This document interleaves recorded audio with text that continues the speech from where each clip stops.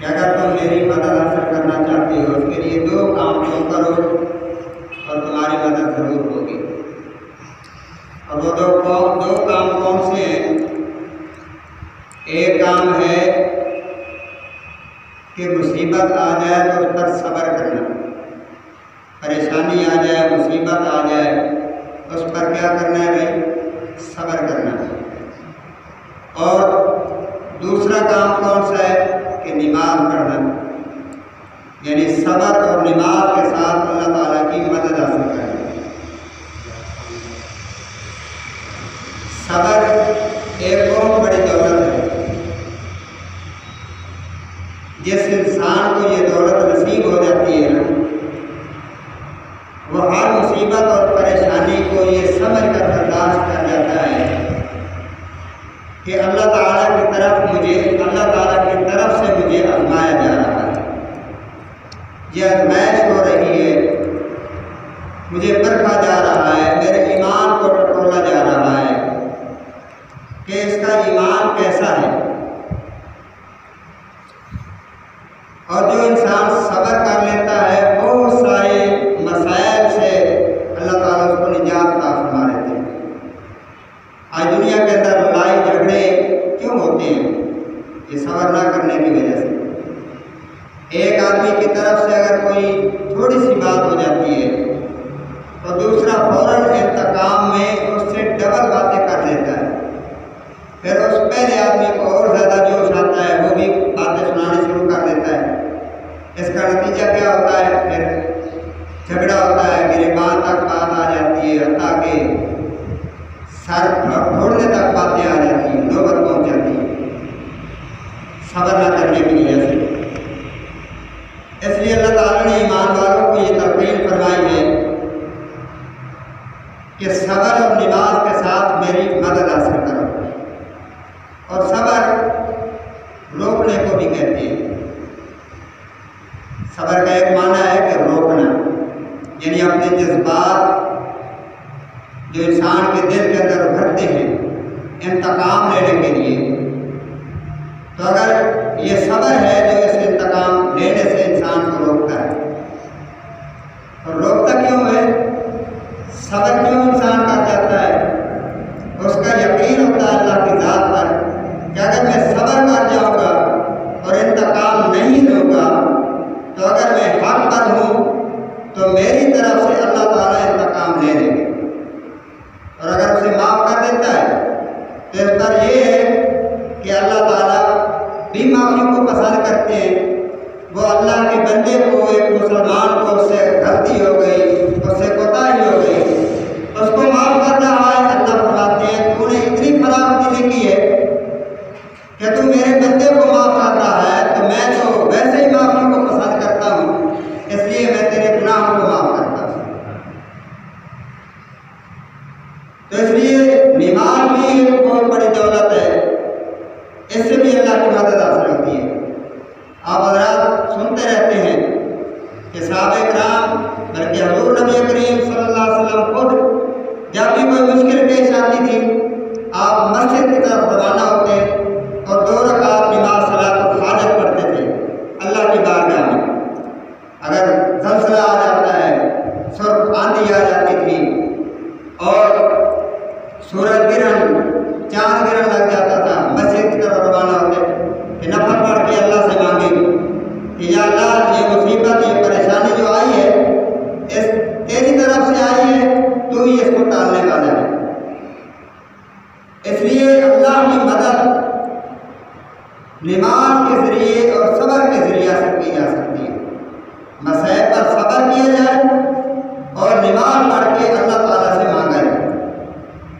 جب میدان بدر کے اندر اللہ کے محبوب صلی اللہ علیہ وسلم 313 صحابہ کرام کو مختصر سی قلیل جماعت ہے لے کر وہاں پہنچتے ہیں تو ایک بلند پہاڑی پر، بلند جگہ پر، ٹیلا، ایک پہاڑی کے چوٹی پر آپ صلی اللہ علیہ وسلم کے لیے خیمہ لگایا گیا۔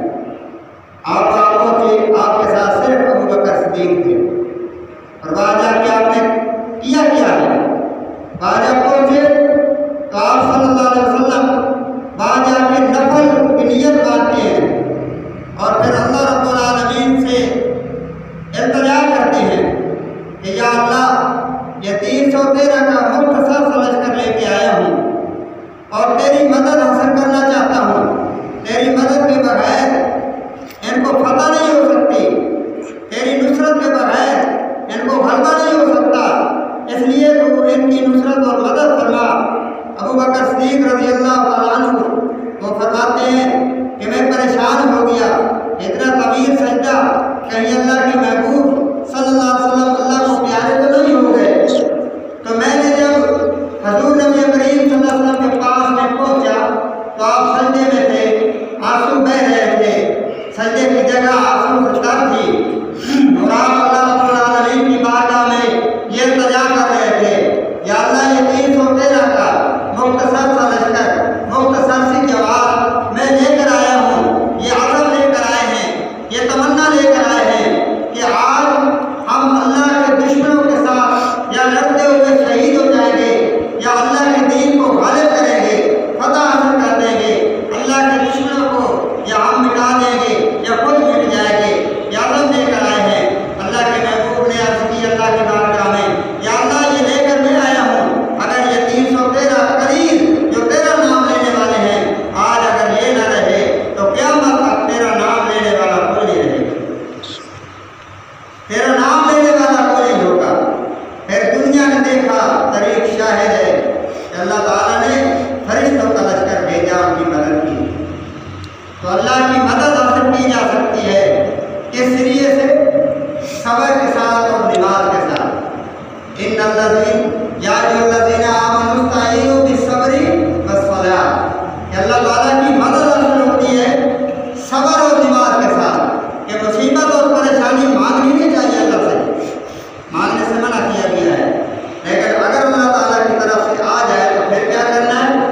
صبر کرنا ہے اور نماز کی نیت باندھ کے اللہ سے مانگنا ہے کہ یا اللہ یہ مصیبت آ گئی ہے جس پر میں صبر کرتا ہوں، تیرے سوا کسی اور کے سامنے التجا نہیں کروں گا، تیرے سامنے ہی معاملہ کروں گا، تجھ سے ہی مانگوں گا، لوگوں کے سامنے شور نہیں مچاؤں گا، معاملہ نہیں کروں گا، اور میں تجھ سے مدد مانگ رہا ہوں، یا اللہ تو ہی میری مدد کرنا۔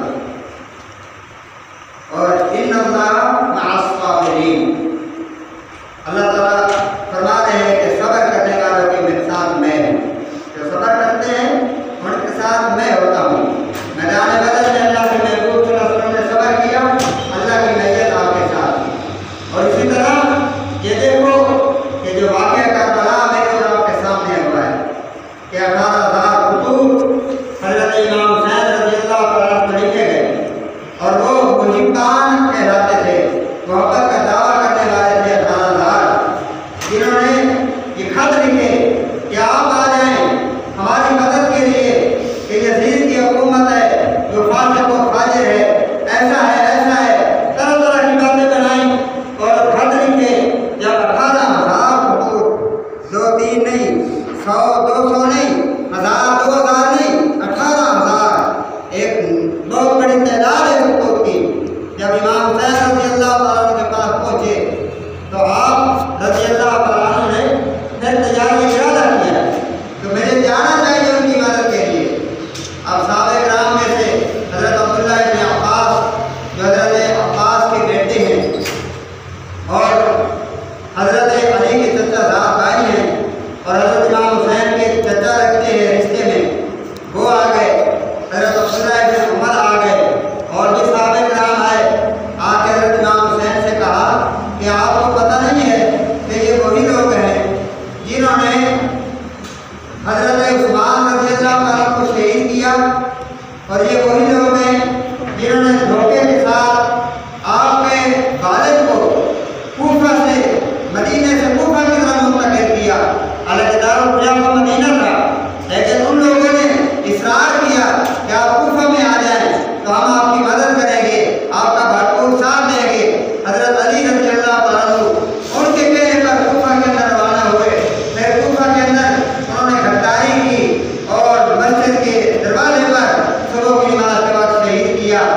اسی طرح انہوں نے فرمایا کہ آپ کے بھائی حسن کے ساتھ انہوں نے غداری کی ہے، ان کو زہر دیا، ان کو کہا کہ یہ مسلمانوں کو ذلیل کرنے والے ہیں، اور ان پر تیر برسائے، ان کے ساتھ ظلم و ستم کیا۔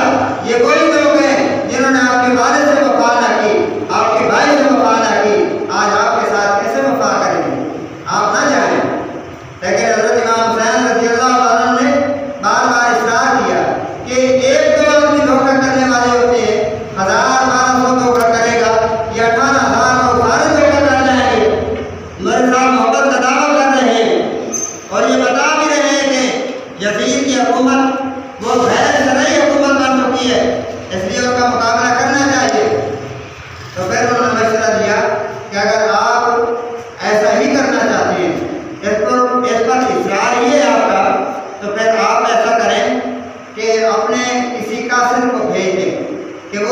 جیسا ہے حالات کا، وہاں کے حالات کا پتہ چل جائے گا جب ہو جائے گا کہ کیسے ہیں۔ پھر تاریخ لکھتی ہے حضرت امام حسین رضی اللہ عنہ نے حضرت مسلم بن عقیل کو بھیجا کہ جا کے جیسا لو۔ جب وہ وہاں پہنچے تو بڑی وفاداری کا ثبوت دیا ان لوگوں نے، پہلے تو کہ آگے بیعت بھی کی اور ساتھ یہ بھی کہا کہ ہم آپ کے ساتھ ہیں اور ہم آپ کا شکریہ ادا کرتے ہیں کہ آپ آ گئے ہیں۔ لیکن جب صبح کا وقت ہوا اور حکومت کی طرف سے دباؤ اور کچھ لالچ، کیونکہ وہ لکھنے والے خط کون تھے، ایک تاریخ ہے بہت بڑی تاریخ کا جو مطالعہ کرتے ہیں نا ان کو پتہ ہے، آپ لوگوں کو نہیں پتہ، اس لیے ہمارے خطیب ہمارے باعث وہ واقعی شروع یہاں سے کرتے ہیں۔ حضرت عثمان کا شروع کیا، بھائی باغی آ گئے اور عثمان گھڑی پر انہوں نے حملہ بول دیا، ان کو محصور کر دیا۔ اب آپ حضرات کو پتہ نہیں ہوتا کہ وہ باغی کون تھے، کہاں سے آئے، کون بھیجنے والا ہے، وہ کیسے پیدا ہوئے۔ یہ تو تاریخ کا مطالعہ کرنے والا جانتا ہے نا، عام آدمی تو نہیں جانتا۔ لیکن ہمارے علماء کرام کو بھی تاریخ کا مطالعہ کرنا چاہیے تاکہ عوام الناس کا صحیح ذہن بنایا جائے، ان کو پتہ ہو کہ یہ باغی کون تھے، کہاں سے آئے تھے، ان کو تیار کرنے والا کون تھا، ان کو بھیجنے والا کون تھا، اور یہ کون سے منصوبے لے کر آئے تھے، اور یہ کیا چاہتے تھے عثمان غنی کو خلافت سے دستبردار کرنے کا ان کا مقصد کیا تھا۔ یہ بھی اسی طرح کا واقعہ ہے، یہ اسی واقعہ کی ایک کڑی ہے۔ بنیاد عثمان غنی کی شہادت ہوئی ہے اور پھر یہ جو اشتر نقعی جو کوفہ میں تیار ہوا، یہودی تھا، یہودی نے کہا کہ تم مسلمان ہو جا، اس لیے کہ مسلمانوں میں مسلمان بن کے گھسے گا تو مسلمان دھوکے میں آ جائیں گے، اگر وہ کافر بن کے رہا تو پھر مسلمان دھوکے میں نہیں آئیں گے۔ ادھر اس نے اسلام کا دعویٰ کیا اور مصر میں عبداللہ ابن سبا تھا جس نے اسلام کا دعویٰ کیا، اور وہ مصر میں اس نے تحریک چلائی کہ اب اسلام عجم میں بھی پہنچ چکا ہے، عربیوں کا حق نہیں صرف کہ قریشی خلافت پر متوقع رہے، کوئی خلافت کے دعوے دار رہے، اس لیے خلافت عربیوں کی طرف بھی آنی چاہیے، وہ حقدار نہیں ہے۔ ادھر اس نے تحریک چلائی، ادھر اس نے چلائی، پھر دونوں کا جب ملاپ ہوا، دونوں کا ذہن ایک تھا، مشن ایک تھا، پروگرام ایک تھا، تو پھر یہ دونوں ایک لشکر تیار کرتے ہیں اور لشکر کو روانہ کرتے ہیں مدینے کی طرف، اور روانہ بھی اس وقت کیا جب حج کا موسم تھا کہ اکثریت لوگوں کی صحابہ کرام کی حج پر گئی ہوئی تھی، ان کو پتہ تھا کہ آج عثمان غنی پر اگر ہم حملہ کریں گے تو ہم کامیاب ہو جائیں گے، اور پھر ایسی تاریخ چلائی، ایسی تاریخ لوگوں کا ایسا ذہن بنایا کہ سادہ نہیں بلکہ پکے مسلمان جو ان کی تاریخ کا کچھ حصہ بن گئے تھے۔ لیکن اللہ تعالیٰ کو منظور تھا کہ دین کو زندہ رکھنا ہے، اور اللہ تعالیٰ نے اس کے اسباب بھی پیدا کر دیے۔ اب دیکھو یہ اسی تاریخ کا ایک حصہ ہے واقعہ کربلا میں۔ یہ جتنے لوگ 18,000 خطوط لکھنے والے تھے وہ سبائی ٹولہ تھا، اور انہوں نے کیونکہ مسلمان اپنے آپ کو ظاہر کرتے تھے اور امام حسین کے ساتھ انہوں نے دھوکہ کرنا تھا، مقصد تھا امام حسین کو راستے سے ہٹانا، اور ایک بہانہ بنا دیا کہ یزید ایسا ہے، یزید ایسا، وہ جیسا بھی تھا وہ جانے اس کا رب جانے، ہمیں اس کی وکالت نہ کرنی ہے، نہ ہم کرتے ہیں کبھی، ہم تو حسینی ہیں اور حسین کی وکالت کرتے ہیں اور خاندان رسول کی وکالت کرتے ہیں، ہمارے لیے وہی عزت والے ہیں۔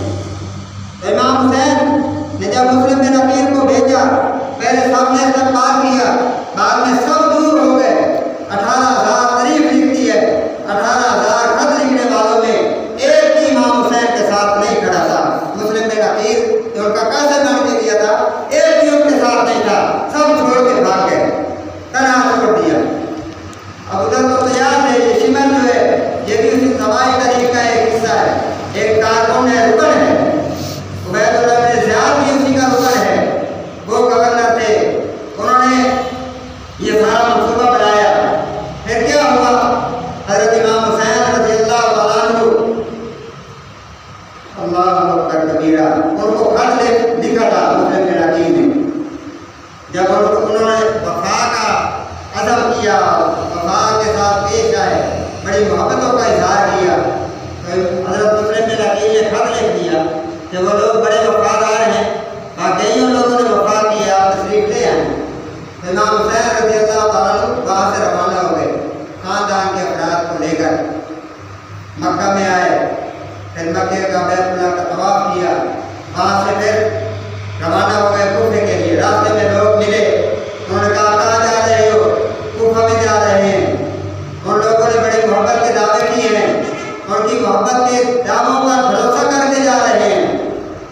تو وہ راستے میں ملنے والے کہتے تھے کہ وہ غدار ہیں، وہ وفا نہیں کریں گے، ان کی تلواریں جو ہیں وہ یزید کے ساتھ ہیں، ان کی تلواریں یزید کے ساتھ ہیں، زبان سے محبت آپ کے ساتھ ہو گئی ہے، لیکن روانہ ہو چکے تھے۔ مسلم بن عقیل کو بھی شہید ہو چکے تھے، ان کے بچے بھی شہید ہو چکے تھے۔ مسلم بن عقیل کے جو قریبی مراسات تھے انہوں نے اصرار کیا کہ ہم کو انتقام لیے بغیر واپس نہیں جائیں گے۔ پھر حسین ابن علی وہ نواز رسول تھا، وفاؤں کا درس امام حسین نے اللہ کے رسول سے لیا تھا، وہ کیسے بے وفائی کر سکتے تھے؟ انہوں نے فرمایا اگر آپ انتقام لینے کے لیے تیار ہیں تو میں بھی راستے میں آپ کو تنہا چھوڑ کے واپس جانے والا نہیں ہوں، آپ کے ساتھ ہی جاؤں گا، ہم مریں گے تو ساتھ ہی مریں گے، جیئیں گے تو ساتھ ہی جیئیں گے، ہمارا مرنا جینا اکٹھے ہوگا، چھوڑ کر نہیں جاؤں گا میں آپ کو۔ راستے میں پھر اور لوگ بھی شامل ہوتے گئے، لشکر بنتا گیا۔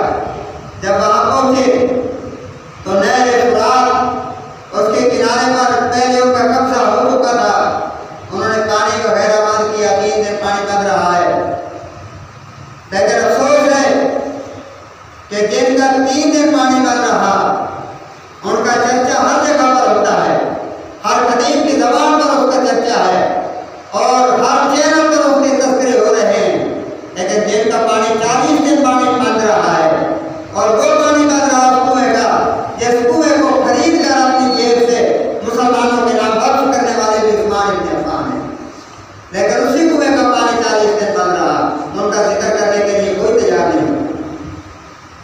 ہمارے لیے تو سب قابل احترام ہے، اہل سنت کہتے بھی اسی کو ہیں جو اہل بیت کو بھی مانے اور اصحاب رسول کو بھی مانے۔ ہماری ایک آنکھ اصحاب رسول ہیں، دوسری آنکھ اہل بیت رسول ہیں، اس لیے ہم کو سب کا احترام کرنے والے ہیں۔ ہمارے دل میں کسی کے بارے میں کوئی قدرت نہیں اور نہ ہی ہونی چاہیے۔ مسلمان کہتے بھی اسی کو ہیں جس کا دل سب کے لیے صاف ہو، جس کی نسبت اللہ کے رسول سے ہو گئی، وہ قابل احترام ہے، چاہے وہ اصحاب رسول ہیں چاہے وہ اہل بیت رسول ہیں، نسبت اللہ کے رسول سے ہو گئی۔ ہم نسبت کو دیکھتے ہیں اور نسبت بھی بڑی پیاری ہے، نسبت بھی بڑی پیاری ہے، جن کی نسبت اللہ کے رسول سے ہو گئی ہے وہ نسبت سب سے اعلیٰ نسبت ہے، ساری نسبتیں اس کے مقابلے میں کچھ بھی نہیں ہے جو نسبت اللہ کے رسول کے ساتھ قائم ہو۔ تو میرے بھائیو، حضرت امام حسین رضی اللہ تعالیٰ عنہ نے اس موقع پر کیا کیا ہے، واقعات آپ سنتے رہتے ہیں، اس کا میں خلاصہ آپ کو سناتا ہوں۔ امام حسین کی اس واقعہ سے ہمیں سبق ملتا ہے نا، بس وہی آپ کو سناتا ہوں اور آپ سے اجازت چاہوں گا۔ تو سبق کون سا ملتا ہے؟ جب امام حسین رضی اللہ تعالیٰ عنہ کو انہوں نے گھیر لیا باغیوں نے، سپاہیوں نے، تو امام حسین رضی اللہ تعالیٰ نے 3 شرطیں رکھی۔ سب سے پہلی شرط کیا ہے کہ ہمیں واپس جانے دو، واپس جانے دو، کہ مجھے پتہ نہیں تھا کہ تم دھوکہ کرو گے، مجھے معلوم نہیں تھا۔ ایسے تو یہ مسئلہ بھی حل ہو گیا کہ عالم اور غیب سوائے اللہ کے اور کوئی نہیں ہے۔ اگر امام حسین علم غیب جانتے ہوتے تو وہاں سے آتے بھی نہ، انہیں پتہ ہوتا کہ یہ لوگ دھوکہ کریں گے تو مکہ چھوڑ کے مدینہ چھوڑ کے آتے دھوکہ کے اندر نہیں آئے، نہیں آیا تھا انہوں نے، وہ آئے اس لیے کہ علم غیب نہیں جانتے تھے۔ وہاں پہ پتہ چلا کہ یہ لوگ تو غدار ہیں، یہ تو بے وفا ہیں، تو آپ فرمایا کہ مجھے واپس جانے دو۔ اور دوسرا یہ مسئلہ بھی حل ہو گیا کہ وہ یزید کی حکومت کو، یزید کو اور اس کی فوج کو کافر نہیں سمجھتے تھے۔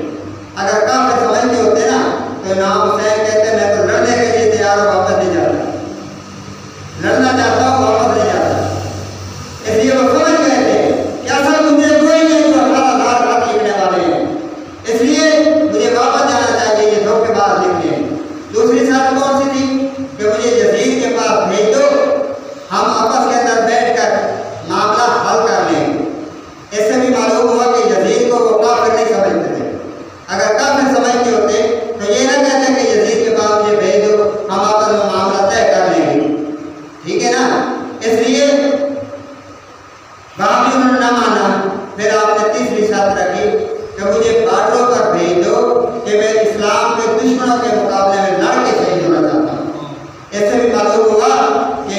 حسین یزید کی حکومت کو کافروں کی حکومت نہیں سمجھتے تھے. اگر سمجھتے ہوتے تو کہتے یہ نہ کہتے کہ مجھے بارڈر پر جانے دو، نہ یہ نہ کہتے کبھی بھی. تو اس لیے امام حسین نے یہ 3 شرطیں رکھی، تینوں نہ مانی گئی، لیکن امام حسین کا گھیرا تنگ کر دیا. اب کیا ہے، حضرت امام حسین نے اپنے ساتھیوں کو کہا کہ اب شہادت کا وقت قریب ہے، اس لیے اب جھکنا نہیں، ان کے آگے ہاتھ نہیں پھیلانے، ان کے سامنے جھکنا نہیں ہے. اب کرنا کیا ہے، ہم نے اب یہ کرنا ہے کہ یہ مصیبت آ گئی، اس پر صبر کرنا ہے اور نماز پڑھ کے اللہ سے مدد مانگی. 2 کام کرنے ہیں، یا ایھا الذین آمنوا استعینوا بالصبر والصلاۃ. اب ہم نے مدد ان سے نہیں اللہ سے مانگنی ہے، اور یہ مصیبت آ گئی، اس پر صبر کرنا ہے. اب ایک ایک کر کے شہید ہوتے گئے، معصوم بچے بھی. اور جگرا دیکھو، حوصلہ دیکھو، حضور نبی کریم صلی اللہ علیہ وسلم کے اس نواسے کا، جگر گوشہ بطول کا، جنت کے سردار کا حوصلہ دیکھو، جن کو دنیا کے اندر اللہ کے محبوب نے فرما دیا یہ جنتی نوجوانوں کے سردار ہیں، جن کو گھٹی اللہ کے محبوب نے پلائی، جن کا نام اللہ کے محبوب نے رکھا، جو اللہ کے محبوب کی گود میں کھیلتے رہے، جو اللہ کے محبوب کے کندھوں پر کھیلتے رہے، جن کی وجہ سے اللہ کے محبوب نے سجدہ لمبا کر دیا، اور جن کو پیار سے اللہ کے محبوب صلی اللہ علیہ وسلم اپنی زبان حضرت امام حسین کی زبان میں اور ان کے ہونٹوں پر لگا دیتے تھے، زبان چوسا کرتے تھے، جن کو پیار کی وجہ سے اللہ کے محبوب صلی اللہ علیہ وسلم ان کا بوسہ دیا کرتے تھے، ان کو پیار کیا کرتے تھے. آج وہ نواسہ رسول، وہ اللہ کے محبوب کا لاڈلا، اللہ کے محبوب کے کندھوں پر کھیلنے والا، وہ جن کو اللہ کے محبوب نے یہ یعنی جنت کی بشارت سنا دی کہ جنت کے سردار صرف جنت کی بشارت ہی نہیں، جنتی نوجوانوں کی سرداری کا تاج جن کے سر پہ رکھ دیا. آج وہ نواسہ رسول، وہ جگر گوشہ بطول، آج وہ ان غداروں کے نرگے میں ہے، اور کسی کو ترس نہیں آ رہا کہ یہ وہ نواسہ رسول ہے جن کے لیے اللہ کے محبوب صلی اللہ علیہ وسلم نے دعائیں بھی کی ہیں، جن کے ساتھ اللہ کے محبوب نے پیار کیا ہے. پھر بعد میں صحابہ کرام نے ان کے ساتھ پیار کیا، ابو بکر صدیق ان کے ساتھ پیار کرنے والے، عمر ان کے ساتھ پیار کرنے والے، عثمان غنی ان کے ساتھ پیار کرنے والے. اور یہ وہ امام حسین ہیں جن کو حضرت علی نے امام حضرت عثمان غنی رضی اللہ عنہ کے دروازے پر کھڑا کر دیا تھا پہرے کے لیے کہ خبردار اس جہاں تم شہید ہو جاؤ تو باقی اندر جائیں، اگر تم زندہ رہو تو باقی کو اندر نہیں جانے دینا چاہیے. پھر وہاں جھڑپیں بھی ہوئی، دونوں شہزادے زخمی بھی ہوئے، لیکن باغیوں کو اندر داخل نہ ہونے دیا. یہ وہ شہزادے ہیں جنہوں نے سب کے ساتھ وفا کی، اور انہوں نے ان کے ساتھ وفا کی. وہ خلفاء راشدین کے لاڈلے تھے، اور ان کے ساتھ وہ پیار کرنے والے تھے. یہ اتنے عظیم لوگ آج ان باغیوں کے ڈرے میں ہیں، اور وہ ان کو وہ اپنی آنکھوں سے دیکھ رہے ہیں، ان کے معصوم بچے شہید ہو رہے ہیں. ان کے معصوم علی اصغر شہید ہوتا ہے، علی اکبر شہید ہوتا ہے، پھر ان کے ابو بکر شہید ہوتا ہے، عمر شہید ہوتے ہیں، عثمان شہید ہوتے ہیں. جو ان کے بچے تھے وہ ان کی آنکھوں کے سامنے شہید ہو گئے. اور امام حسین نے صبر کا دامن نہیں توڑا، باویلا نہیں کیا، ان سے پانی طلب نہیں کیا. لوگ تو کہتے ہیں کہ پانی مانگتے رہے، لیکن تاریخ بتاتی ہے امام حسین نے ان سے پانی نہیں مانگا، پانی مانگنے کی ضرورت ہی نہیں تھی. یہ وہ نواسہ رسول تھے، اس رسول کے نواسہ تھے جس رسول کے اگر پیالے کے اندر انگلیاں ڈال دیتے ہیں تو چشمہ جاری ہو جاتا ہے، انگلیوں سے پانی نکل آتا ہے. اگر یہ ایڑی پانی پر مارتے، زمین پر مارتے تو پانی کا چشمہ جاری ہو جاتا. انہیں پانی کیا مانگنا تھا، وہ تو اللہ سے مانگنے والے تھے، ان سے انہوں نے کیا مانگنا تھا.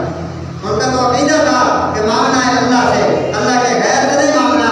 جب ان کا عقیدہ یہ تھا، وہ یہ اللہ کے غیر تھے، یہ دشمن تھے، ان سے پانی کبھی نہ مانگتے، اور انہوں نے مانگا بھی نہیں. 3 دن کے پیاسے ہیں، باری باری اپنی اولاد کو شہید ہوتے ہوا دیکھتے رہے. آخر میں جب امام حسین رضی اللہ تعالیٰ عنہ کا نمبر آتا ہے تو حضرت امام حسین رضی اللہ تعالیٰ عنہ نے نماز کا وقت ہے، آپ نے سر سجدے میں رکھا اور دشمن نے تیر چلایا، گردن جسم سے جدا ہوئی. لیکن آخری وقت بھی تاریخ بتاتی ہے کہ ان کے سر بھی علیحدہ تھا، لیکن قرآن کی آواز آئی. تو آج قرآن کس کے پاس ہے؟ کس کے پاس ہے قرآن؟